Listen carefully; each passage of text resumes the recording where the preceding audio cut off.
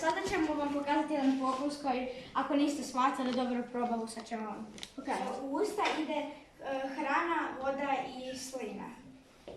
Pa trebamo, na primjer, prvo, ovdje imamo, ajmo reći, hranu.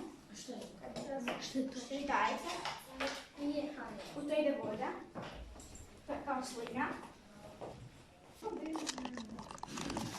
Šta imamo sljedeće kad probavamo kristara? Šta mislite šta imamo? Prolazi onda kroz jednje. I ide u što? U želudac.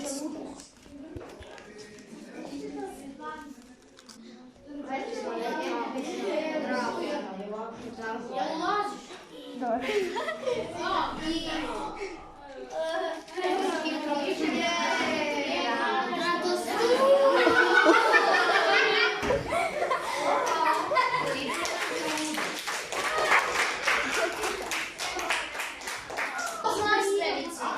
To sad ovako izgleda. Okay.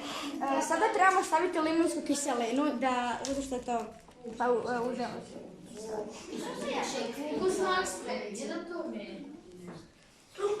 Puno stavi. I to će sad preraditi svu hranu.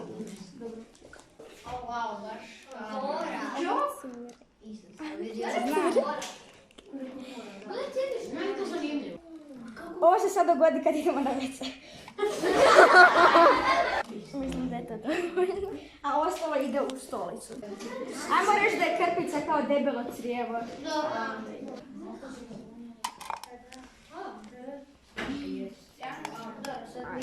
Ako vam nešto nije bilo jasno, da vam je sad malo jasno.